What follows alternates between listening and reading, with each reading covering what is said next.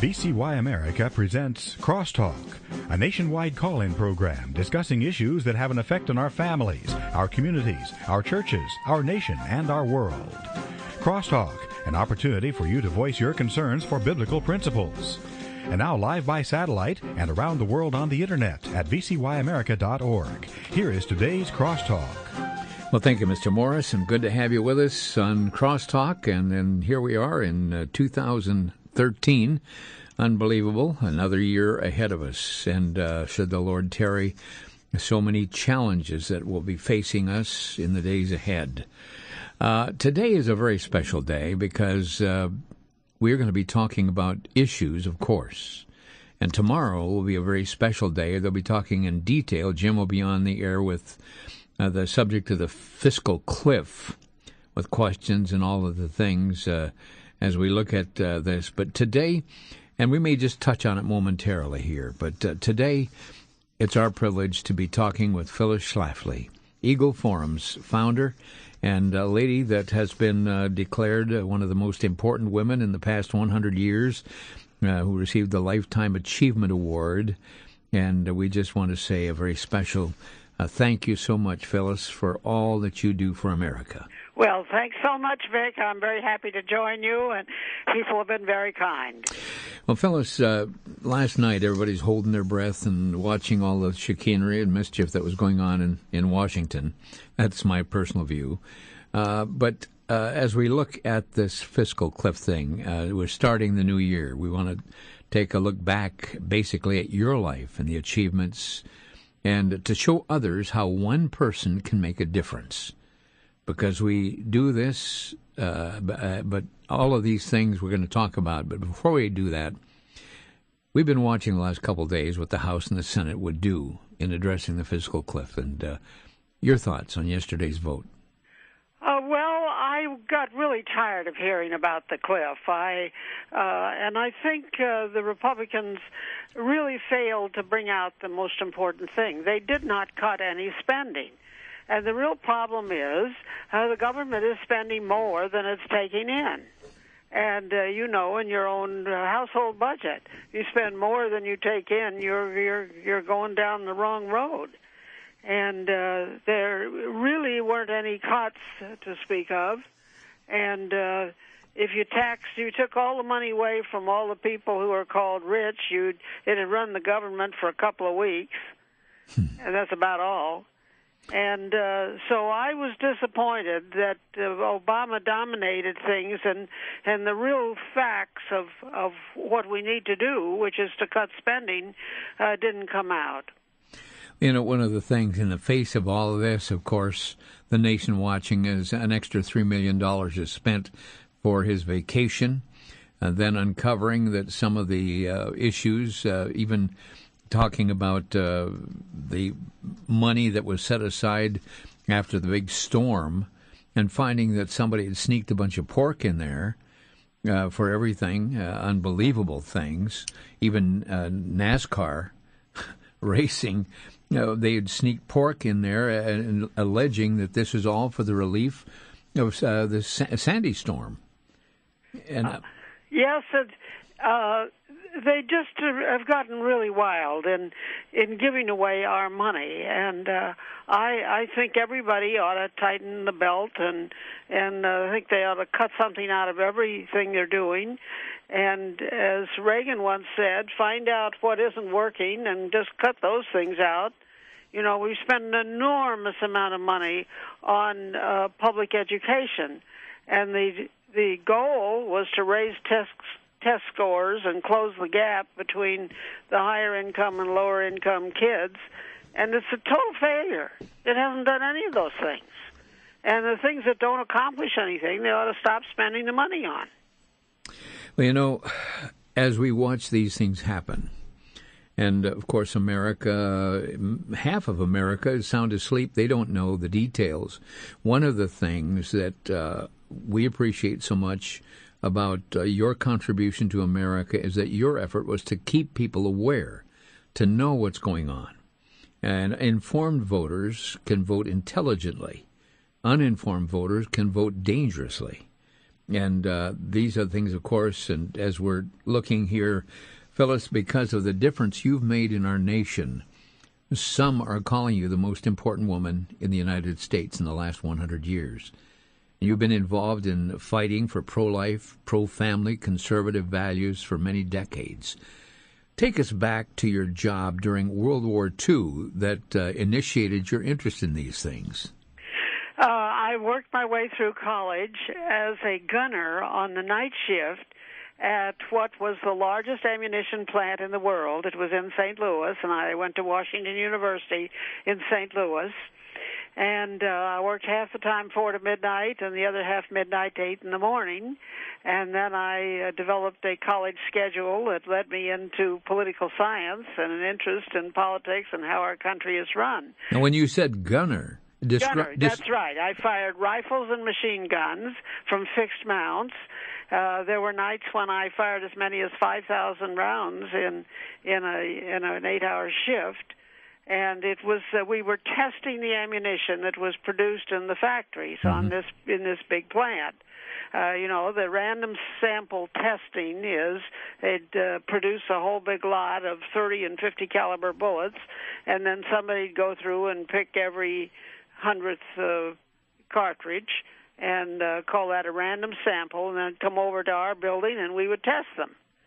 And so I fired the tests for velocity, for accuracy, for penetration, for aircraft function. In those days, sure, our fighters, our planes were such that their machine guns would fire through the propeller. So if you didn't have a proper cadence in the rhythm of the way the machine gun fired, you'd shoot your own plane down. Yeah. And so there were all these different tests. And then when one didn't go off, we called it a misfire. And then I'd go to the laboratory and take it apart to see what caused the misfire. Then the tracers. And then there were the tracers. They're the ones that made a light as they go. And I would take pictures of those bullets in flight and then go in the darkroom and develop them. So it was kind of an interesting manual labor job. And that's the way I worked my way through college. Well, one might say that being able to target things kind of stuck. And then I took political science, and I got interested in that. And then I went to Harvard and got a master's in it, too. Well, ever since, you have been targeting the issues that are most important for America. Now, you actually made a bid for Congress many years ago. Tell us about that. Yes, and that's a very learning experience. I tell people, if you run for Congress, there are 3 possible solutions. You can win, you can lose, and you can learn. Wow. And I learned. And learned how the system operated. I ran in, 1952, and then again in 1970 in a different district. And I learned a great deal of how the grassroots operates. And the thing about my life is that it shows that the grassroots can rise up and really accomplish something in this wonderful system that God has blessed our country with. We're not run by kings and dictators, we hope. We're run by a democratic process with a small d. And my life has been a method of getting people to be interested as volunteers in how the system operates so that they can have an effect. And we've built Eagle Forum as an organization of volunteers. I'm a volunteer, so are all my state presidents volunteers who've learned how the system operates, and so they're able to tell their legislators what legislation we want and what we want them to kill. Now, when you say state representatives, how many states is Eagle Forum in? Well, not quite 50. We're very active in at least 40 of them. Mm-hmm. And so then they're wonderful people. Women do a lot of volunteer work in hospitals and community work and so forth. And I've just trained a group of women and some men who are willing to give that type of volunteer service to have the right kind of policies in our country. Well, I had the privilege of being with you down in St. Louis, and that was the time when I think you had Joe the plumber and a lot of other folk there talking about making a difference. And what a thrill it was to see those representatives coming from all over the country to be there, to have their voice heard, to understand the issues. Now, you gave a key speech before the Illinois Republican Convention. How did this impact your life? Well, when I was a candidate for Congress in 1952, I was kind of an oddity. A newspaper would call me the powder puff candidate, things like that, because there weren't many women in Congress at that point. And the party asked me to give the keynote speech at the state convention. And it just turned out to be a big success. And I started to get invitations from all over the state. And I did a lot of traveling around Illinois, speaking to small groups. And that was a very learning experience. And then we really started the conservative movement in 1964 when we selected Barry Goldwater to be our candidate. And, of course, as you know, he lost big to Lyndon Johnson. However, that was the beginning of the modern conservative movement. And if it hadn't been for those 1964 efforts, we wouldn't have had Ronald Reagan in 1980. Well, and I understand he made some very complimentary comments about your work. Who did? President Reagan. Oh, yes, he did.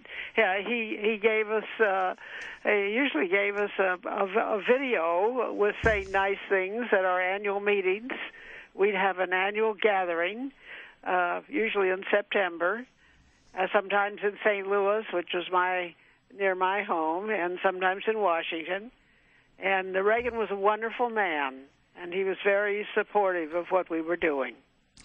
Now, your first book was a choice, not an echo. We're coming up on a break here shortly, but let's take a moment here even before the break. Tell us about this book and what led to its writing and what impact this book had. Well, this was the year when we all wanted to nominate Barry Goldwater, but he was not the establishment candidate. The establishment was trying to give us New York Nelson Rockefeller. And I knew that most of the people who go to a Republican National Convention are first-timers. They don't know what went on before. Mm-hmm. And so I wrote that book to tell them what happened at previous conventions so they'd be prepared for the shenanigans in '64. The book was well received, I'm sure. Well, I sold 3 million copies out of my garage. Well, fellas, we're going to take a break right now and come back because there's more. We're going to be talking about the Equal Rights Amendment and how you stop that thing. And you're listening, folks, to Crosstalk. Our guest today, Phyllis Schlafly, the founder and president of Eagle Forum, a national organization of citizens who participate as volunteers in the public policy-making process. We'll be right back. This is Crosstalk on VCY.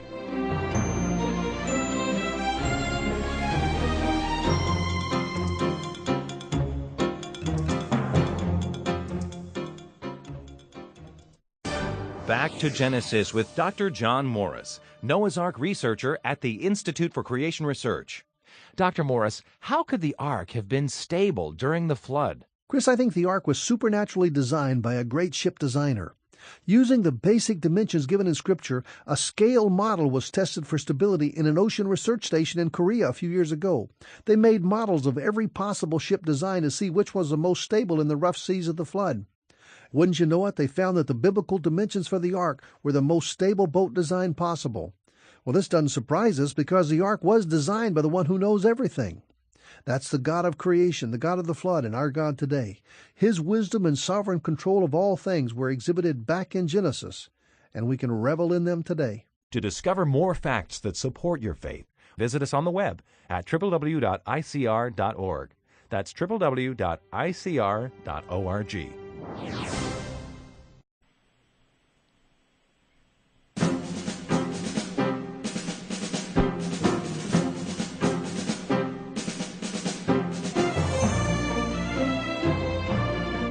And welcome back to Crosstalk, where today we're having a visit with Phyllis Schlafly, founder and president of Eagle Forum, a national organization of citizens who participate as volunteers in the public policy-making process. And folks, oftentimes people say, well, what can I do as an individual? And there are people who have taken the bull by the horns and said, I'm going to do something. And Phyllis has left a trail of example across our country, and the issues that we are talking about that affect the family, the church, the community, our entire structure affected with the conservative view and encouraging others to stand up and be counted. And it's a privilege to have Phyllis on with us today. Now, Phyllis, you were well known for stopping the Equal Rights Amendment. Take us back to that time and share with us how the battle ensued. Well, when I started out in political activity, the big issue was the Soviet missile threat, or we say the strategic balance, and the fear that the communists were going to take over the whole world. And so I did speeches all over the country on the missile threat, on the strategic balance. And I started a monthly newsletter called the Phyllis Schlafly Report. It's now in its 46th year, I think. I started in 1967, and looks just the same.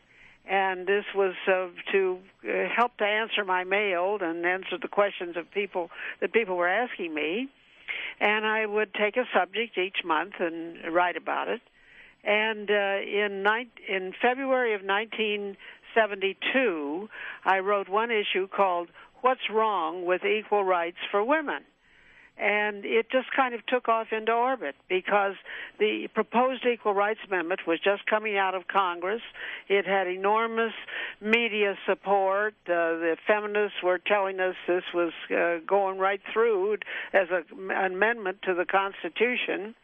And one day, a friend of mine from Oklahoma called up and said, "Phyllis, I took your newsletter to our legislator, and they read it, and they voted down ERA." Fantastic. And I knew we had something. Oh, so I called a meeting in St. Louis of 100 women from 30 states, and we started a movement to stop what seemed to have just tremendous momentum. It seemed like it was going through lickety-split. And they had 30, it takes 38 states to add an amendment to the Constitution, and they really had 30 before we got started. So it became quite a battle, and it lasted 10 years, and we beat them. We beat them all. We had everybody against us. We had 3 presidents against us, that is Nixon, Ford, and Carter. We had all the governors against us. We had 99% of the media against us, all the women's organizations. Remember, if you can remember back that far, Vic, you're not as old as I am.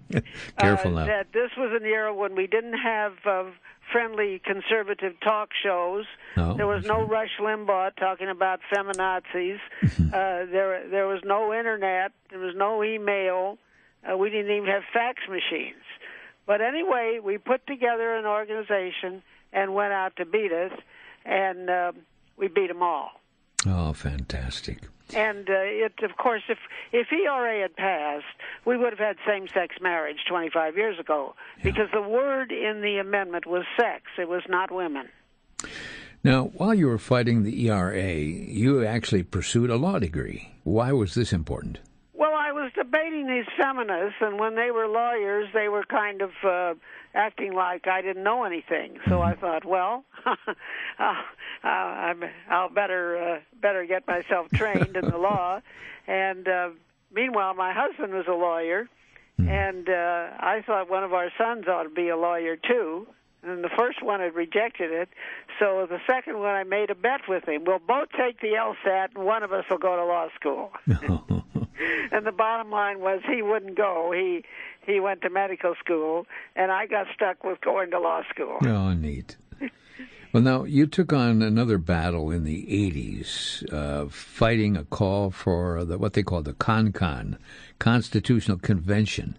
Tell us about this and why you believe this was a grave danger.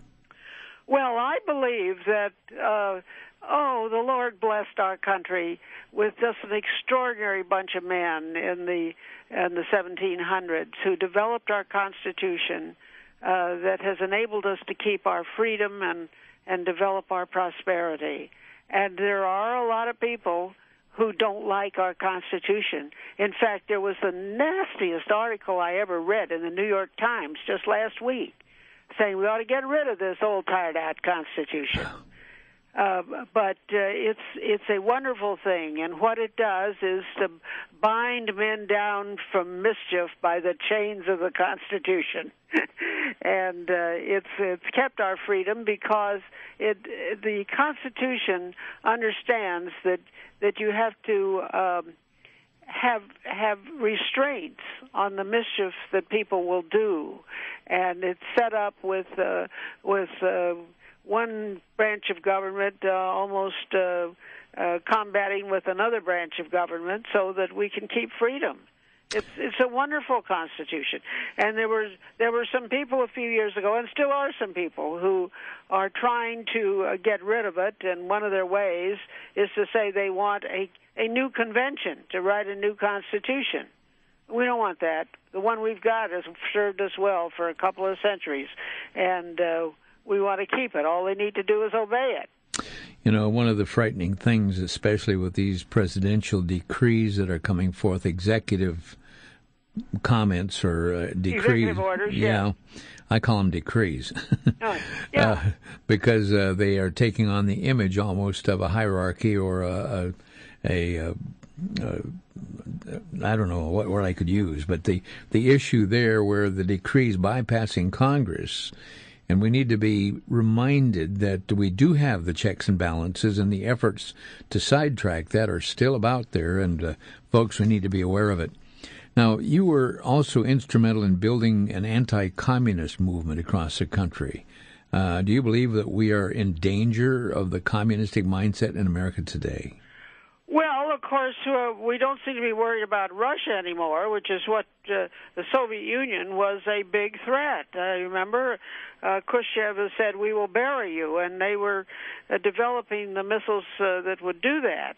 And that's why Ronald Reagan insisted on starting SDI, the Strategic Defense Initiative, so that he would be able to shoot down any of their missiles. And we still need an anti-missile defense because missiles are being developed in countries that don't like us, like Iran and North Korea. And Reagan really, as Margaret Thatcher said, ended the Cold War without firing a shot. Mm-hmm. Because he absolutely insisted on keeping our anti-missile defense. And when Gorbachev saw that, he had to give up. The economy couldn't sustain this continued militarization. And so I think those issues are still there, and unfortunately there are a lot of communists and socialists who have gone to the college campuses in this country. Well, and they've just relabeled it from communism to socialism. And progressivism. Yeah, right. Right. Well, when you were also concerned about the issue of the educational arena. Why was that important to you? Well, I think the public schools are the biggest cultural impact in our country today, and unfortunately, they're just not teaching young people. Well, they're not teaching them how to read, for starters, mm-hmm. and then they're not teaching them good American history and how great our country is. And so I urge people to check on what your kids are learning and what they're not learning in school. And parents will have to substitute a good education if they're going to have the patriotism and the belief in America that our generation has had. You know, the issue of the Tea Party and conservative values and all these things that certainly became a focus point. But there have been those who, in the political arena, have warned even the Republicans, that conservative values and ideas could cost a candidate the White House if you get too conservative. Your thoughts? No, and there was a wonderful column just this week by the splendid writer Tom Sowell, who's with the Hoover Institute, and he said really the Republican Party deserved to lose the last election because they didn't put forth the strong arguments about freedom, about constitutional government, and people want to hear a strong message from a real leader. They don't want you to fall back on these arguments that you got to be moderate and you got to be more like the other guy, because that doesn't get you anywhere. Well, and it sure didn't. No, right. Now, you've authored now 20 books, and most recent being No Higher Power, Obama's War on Religious Freedom. What impact have the books had? Well, I think my books have had a real impact. Of course, Choice Not an Echo, the one in 1964, which had a tremendous sale, was really started the conservative movement. Every week I meet somebody who say, Phyllis, I came into the conservative movement reading A Choice Not an Echo in 1964. And then there was a series of 5 books I wrote on the strategic balance and the missile threat with Admiral Chester Ward. And I think they were very successful in bolstering the will of the American people to build anti-missile defense and to be strong enough to resist whatever the Russians were cooking up. And then I have a book on the courts called The Supremacists. And there are just so many people who think they want to let the courts run our country, and that's not the way. Laws should be made by our elected representatives, whom we can kick out of office when we don't like what they're doing. But the book really tells how the kind of mischief that has been done by the courts. And then this latest one that you're kind enough to mention, No Higher Power, Obama's War on Religious Freedom, is about how Obama is trying to make this a secular country and to banish any reference to God in any public place. He seems to be willing. You can go inside your church and shut the door and say a prayer, and he won't bother you. He calls that freedom of worship. However, if you want to say it in a school commencement or sing, let the kids sing Christmas carols, or have a cross erected to the memory of our veterans who fought and died to keep our country safe, no, or a monument to the Ten Commandments, they want to get it out of sight. And that's not the way our country was built, and it wasn't the way, it wasn't what the Founding Fathers meant by the First Amendment. And so it's very important to know exactly what Obama is doing. We're going to take a break, and when we come back, we're opening our phone lines. If you'd like to talk with Phyllis, let her know what her work has meant to you over the years that you've been acquainted with Eagle Forum. Phyllis Schlafly, our guest today. Our telephone number is 800-733-9829. We're going to clear those lines right now.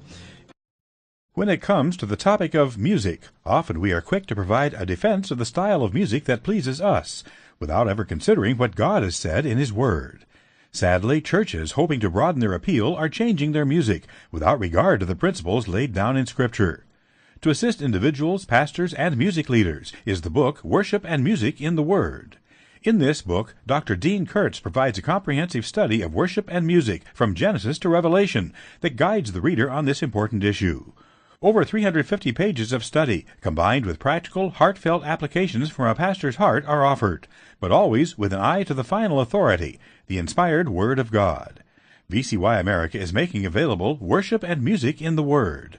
1 copy for a donation of $20, or 3 copies for a donation of $50. To obtain your copies, call 1-800-729-9829. That's toll-free, 1-800-729-9829.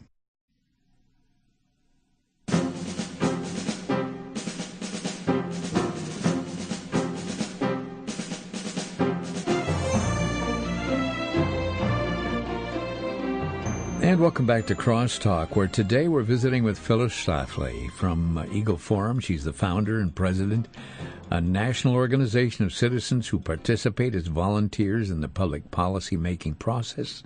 And today, again, we'd like to have those who'd like to call and just share with her what her work has meant over the years. And again, we are so grateful to have her with us. And every day here on VCY America, you hear her commentaries as she speaks very forcefully and directly to the issues of today. Now, before we take any calls, what are your thoughts about the new year, and what challenges do you see lying ahead for the family in 2013? Well, I think there's a tremendous challenge, and the fact that Obama's been reelected, he said he wants to fundamentally transform America, and I don't like the way he's transforming it, and I don't think most of your listeners will like it. He wants a different kind. I think he wants to take us down the road that Europe is traveling, which is a land of socialism where you look to the government to solve all your problems, and instead of to your own ingenuity and hard work. And I think we have to cut the government down to size. I'm really concerned, and we need people. We invite you to come and join us in Eagle Forum, and so there at least half of the state legislatures are in pretty good conservative hands now, and we want to get a lot of the state legislatures to pass good pro-life and pro-family legislation. Now, folks, if you'd like more information on Eagle Forum, it's just eagleforum.org. eagleforum.org. That's the website. And so we would urge you to just go to Google or go right to your computer and type in eagleforum.org, and you'll find a wealth of information. One last question. Somebody listening, in fact, probably many people listening today, are saying, but I'm only one person. There's nothing I can really do to make a difference. What would you say to that person? Well, you can. I was just one person.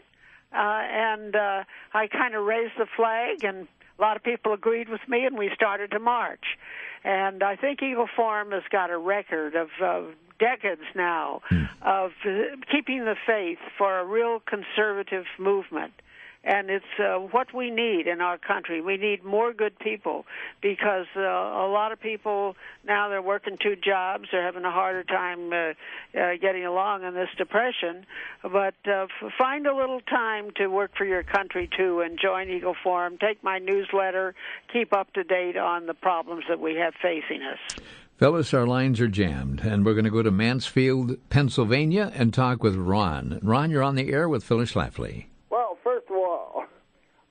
I'm an Air Force veteran, 62 to 66, and then I went to college under the GI Bill, and I finally ended up with a master's in history, minor in government. And Phyllis Schlafly, I am thrilled to talk to you because two of your books were required reading in my government classes, which probably will not happen ever again. And that's when I first heard your name, and you speak for me. Well, thank you very much. I've tried to keep the faith and go where the Lord led me, and always be faithful. I have given some speeches on leadership, and I always tell them that loyalty's got to go from the leader down to the people who are following. It doesn't go only the other way. Ron in Mansfield, Pennsylvania, thank you for calling. We're going to move right ahead. Sauk City, Wisconsin, and Vincent. You are on the air, Vincent. Hello. I just wanted to thank your ministry and Phyllis for all of the good work she does. Well, thank you. I appreciate that. Now, you go on our website, eagleforum.org, and you'll keep up to date with all the new issues and what we're doing. I plan to do just that, and I just want to say God bless you and the ministry. You're so wonderful and wise. Thank you so much, Vincent, from Sauk City, Wisconsin. Our phone lines are open as we take a call. They clear. So if you want to put into your speed dialer 800-733-9829, and you can come online. There are There's one vacant line now, 1-800-733-9829.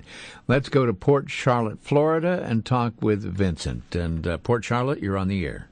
Yes, Ms. Schlafly, I really appreciate you. I'd like to make 3 very quick comments. The first one is I would never agree to anything that you say until I became a Christian. And once I became a Christian, everything that you say makes absolute sense, and it's connected to the Bible. That's the first thing. Second thing is my daughter, who is a very young woman in her early 20s, I introduced you to her through your website, and she, it just blesses my heart when she calls and says, "Oh, I looked at Mrs. Schlafly's website, and and she's seen some of the things that you put out for that day." And the third thing is, I know this is gonna sound crazy, but I really want to thank God for Barack Obama, and the reason for that is because at the end of this term, America's going to realize how horrible of a mistake they made, and it's going to be a clear-cut choice to either turn from his policies or continue, and America will be disintegrated. Lord bless you, and thank you very much. Well, thank you for those comments, and I want to point out that Obama is trying to do so many things by executive order that Congress will not pass, and I really am worried about how he's getting by with this. He's doing it in regard to the DREAM Act. He's doing it in regard to his change in the requirements for welfare payments.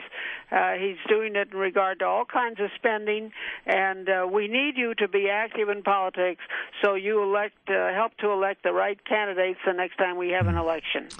Let's go to Virginia, Minnesota, up there on the Iron Range. And Ward, you're on the air.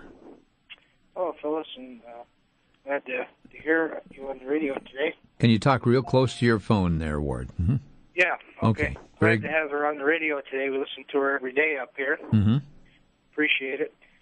I just wondered what, I guess everyone was sort of disillusioned. I missed the first half of your show, so I don't know if you covered it, but just with the vote here yesterday or this over the weekend and just the general demise of it, it seems like the party is imploding. Not the Republican Party is the answer, but the conservative wing of it seems to be just imploding, and I don't know what biblical reference we would use here at this time, but I wondered if Phyllis had any thoughts on that. Yes, well, it's hard to say.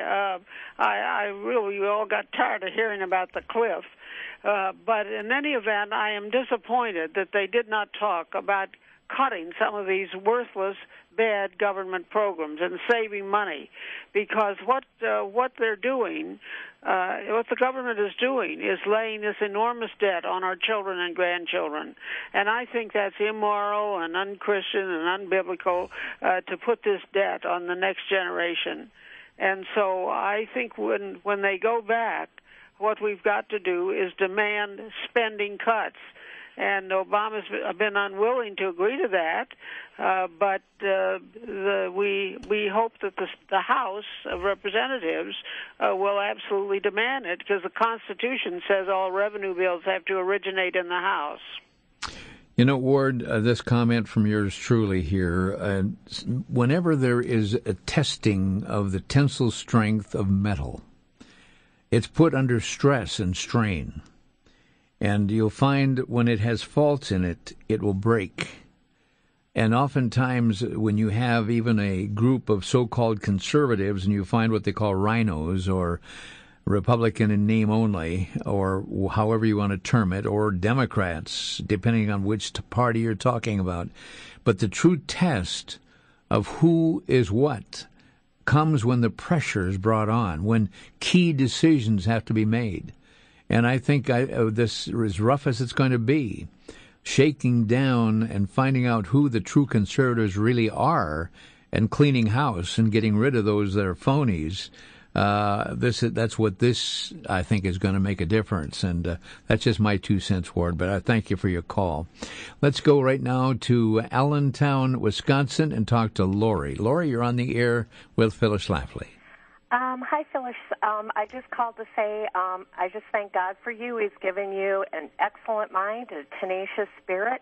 I've been receiving your report monthly for many years, and I encourage listeners out there, I send for copies because the knowledge is not getting out to our populace, and everywhere I go, I have a tote bag filled with them, and I leave them at doctor's office. I go into laundromats. I go into coffee shops, and I leave your report everywhere. And I think it's a good way for people to get all this excellent information out to the populace because they're uninformed. They have no idea what's going on. And I would like to encourage your listeners, it's a very easy way to make a difference. That's a wonderful message, and thank you so much for doing that. I think my monthly newsletters, I tell people I give you more facts and fewer words than anything in print, so it's a short newsletter, but it's very valuable. It covers the top issues of the day, and anybody can read it. I write in a style that is interesting and understandable by everybody. So thank you for distributing the Phyllis Schlafly report. You know, Phyllis, the scriptures tell us, my people are destroyed for lack of knowledge. And the importance that people know what's going on. And we've had so many people that thank us here at VCY for carrying programs that have vital information. And that's our commitment. And that's why we are honored and privileged to have Phyllis with us on the air. Right now to Hannah in Mobile, Alabama. And Hannah, you're on the air with Phyllis. Hi, Ms. Phyllis. I just wanted to thank you for all you've done down through the years. You're like one of my heroes, and you're such an inspiration to me and my generation. And I was just wondering if there was like a chapter of Eagle Forum or something in Alabama or near Mobile that I could get involved with. Yes, absolutely, Hannah. And Alabama is one of our best state organizations of Eagle Forum. Very fine leader named Uni Smith. And if you would email me or at pschlafly@charter.net, I will be happy to put you in touch with her. She does a wonderful job. She is active in helping the legislature to pass the right bills and getting the right candidates elected and educating the people. And it's one of our best Eagle Forums, so I invite you to join us. That address again is pschlafly@charter.net. Got it? Yes, Hannah, and tell me you heard this program. Thank you, Hannah, and others. I hope many of you. Hannah, how old a person are you? I'm 16. 16. Well, we need you, Hannah. Thank you. God bless you. Some of us are getting older, and we need you. And I'm trying to fix it, so what I'm working for is to make sure we don't put this incredible debt around your neck so that you won't be able to do anything but pay off debt. Mobile, Alabama, and Alan is on the air. Alan, you're on the air. Go ahead. Hang on there. Hang in there, Alan. We've got a break coming up. Okay. So we'll take you right on the other side of the break, okay? Okay, sure. This is Crosstalk on the VCY America Network, and our guest today, Phyllis Schlafly. We'll be right back with our interview live from VCY.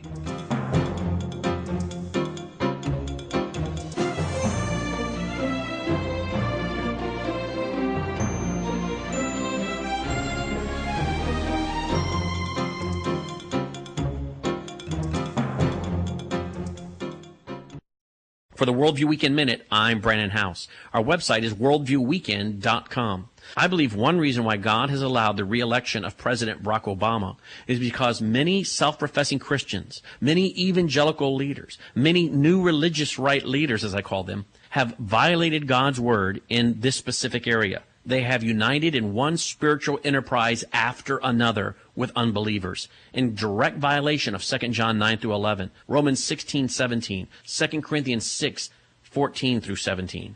In fact, Jerry Falwell Jr. said to Glenn Beck in August of 2010 on his radio show, quote, "If we don't hang together, we'll hang separately." I mean, that's what my father believed when he formed the Moral Majority, an organization of Mormons, Catholics, Protestants, Jews, people of no faith. And there are bigger issues now. We can argue about theology later after we save the country, end quote. No, we cannot argue about theology later. Theology is your view of God. That's the only thing that will save a people, is preaching biblical theology.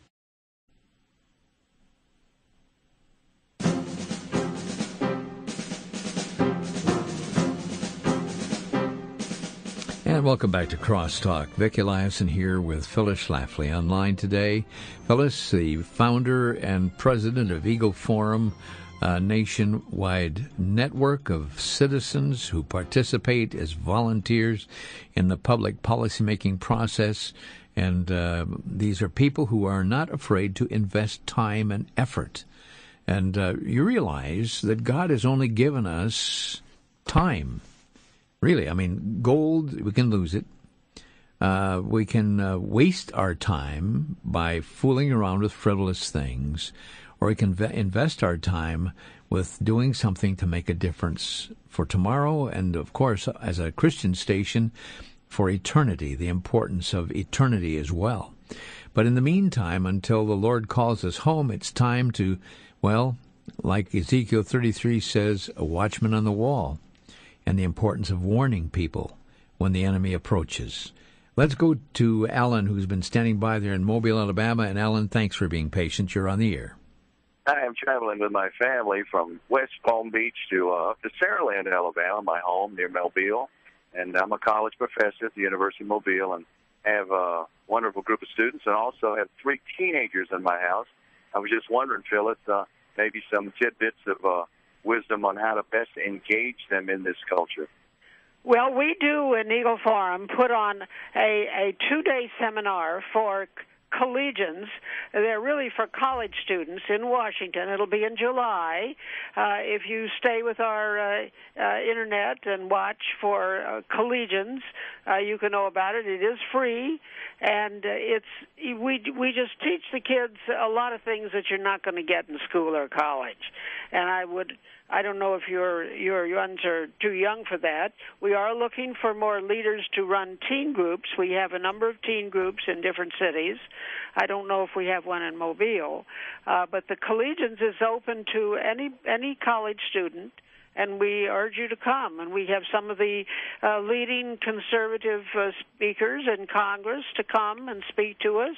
We always have authors, and it's a very good program to interact with students from other colleges. Wonderful. Thank you very much. Okay, and we're going to take our next call shortly here. And Donald in Fond du Lac, you're on the air. Yeah, Donald in Eau Claire. You're right, in Eau Claire. I had it showed Fond du Lac here. So okay, I just mentioned Eau Claire before. Anyway, I'm calling you. I was listening to a program today, and I suddenly was thinking about something happened last summer when the Republicans apparently were given a message that they were to vote to impeach President Obama, and the Republicans' response was that they're not going to vote to impeach him; they just want to get him voted out. And that, of course, that did not happen. But I've heard very little about the impeachment attempt since then. So I tend to wonder what Mrs. Schlafly's thoughts about the impeachment of President Obama. Phyllis? Was he asking about impeachment of Obama? Right. Well, I don't think we should go down that route. We went that route with Bill Clinton, and I think people don't think that is the way to stop it. What we can do is make sure that we encourage our congressman to make sure that he doesn't get by with any of these very illegal executive orders that he is issuing. And I think there's a good chance that we can stop Obamacare, which is not wanted by the majority of the American people. And I think we need to use all the methods that are available to us. But I think impeachment is not. He could be impeached. There's no question about that. But I think that's not the best way to go. A lot of people think of impeachment as the final end, but all impeachment is an examination. Am I correct there? That's correct. And, of course, the House did pass an impeachment of Clinton, but the Senate would not convict. All right, Donald, that's an answer there for you. In Fond du Lac, Wisconsin, we're going to go to Ty, who's on the road in Wisconsin. By the way, we got some open lines, 800-733-9829. And Ty, you are on the air. Yes. I don't know where to start. I'm just a little nervous, but I don't know what to do with the congressman. You talked about, Phyllis, you mentioned how Obama's just acting on executive order just like a dictator.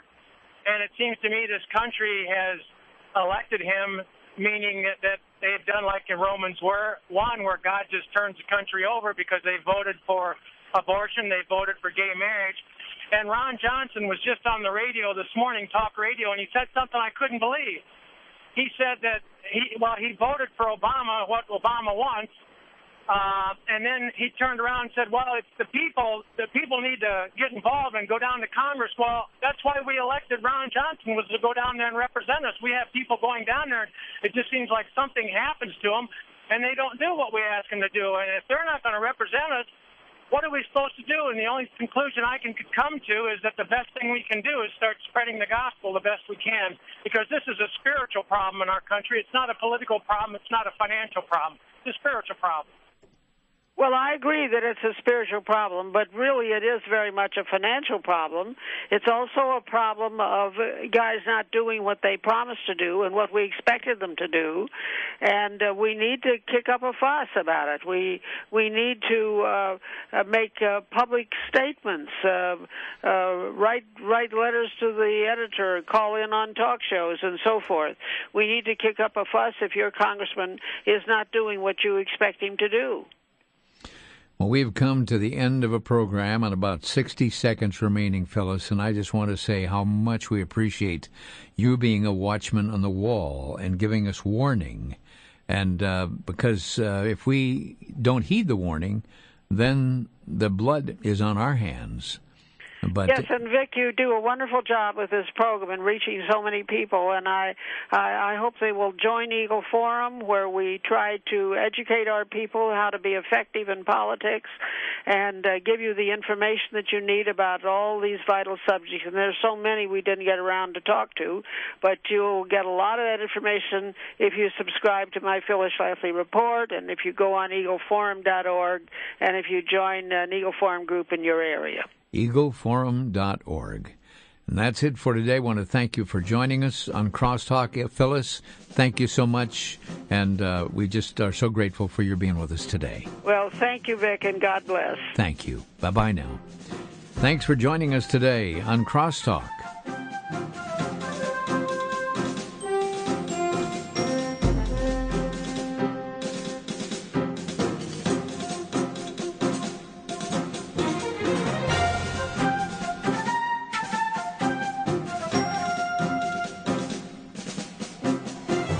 Listening to Crosstalk via satellite and the internet from VCY America. Views expressed may or may not be those of this station. For a CD of today's program, send a donation of $6 or more to VCY Tape Ministry, 3434 West Kilbourne Avenue, Milwaukee, Wisconsin, 53208, or download by RSS or podcast from crosstalkamerica.com. And join us again for Crosstalk.